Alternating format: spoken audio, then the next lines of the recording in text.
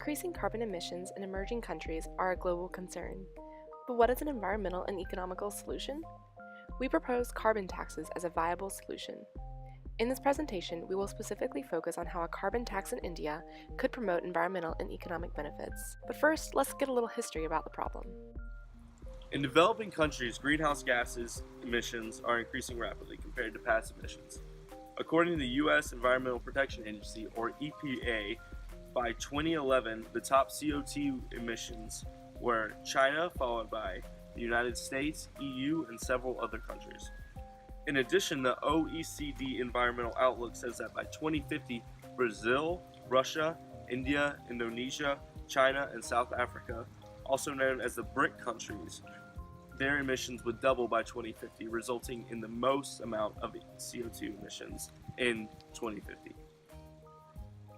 However, these countries have refused to reduce their greenhouse gas emissions.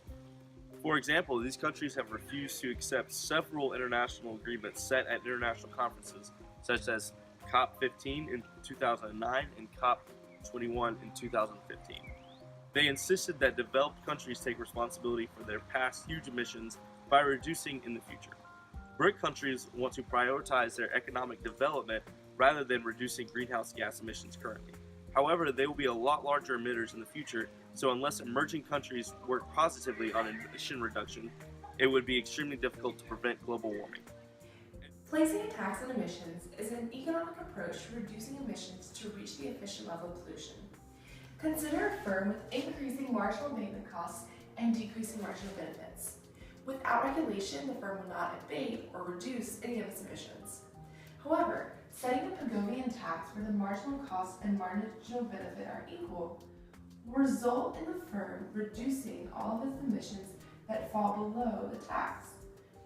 Thus, it will achieve an efficient level of pollution because it will abate everything that is below the taxed abatement costs, because it is cheaper to abate than to pay the tax. Thus, a carbon tax on carbon emissions produced by the burning of coal, gas, and oil will effectively result in the efficient abatement of emissions. It will reduce the production of greenhouse gases because it increases producers' costs. They will reduce their production, resulting in reducing greenhouse gas emission levels. Now I'll introduce practical approach of carbon tax by making a policy proposal.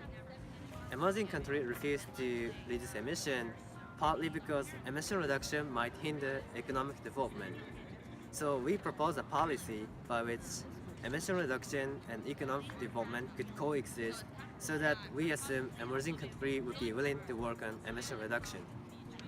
In fact, Sweden actually achieved emission reduction and economic development at the same time by setting 100% extremely high carbon tax on service sector and district heating system, and setting no more than 21% low carbon tax on agriculture and cogeneration sector, both of which were exposed to fierce international competition. So as a result, Sweden reduced 8.7% emission and achieved 44% GDP growth at the same time between 1990 to 2006. And we applied this policy to emerging countries. So first, we propose to set high carbon tax on large emitter and cut taxes of key industries. For example, as you can see, in 2007, India's electricity sector was the largest emitter of all industries. So first, we propose to set high carbon tax on thermal generation. It would increase the producer's cost, so there would be an economic incentive for them to introduce renewable energy technology. As a result, India could reduce emission and increase government revenue. Second, using increased government revenue from carbon tax, we propose to cut corporate tax and income tax of key industries, as in IT and car industries in India.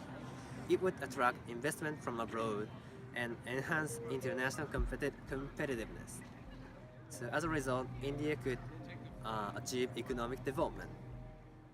To sum up, our policy using carbon tax would achieve emission reduction and economic development at the same time, So we assume it might be an acceptable approach for emerging countries.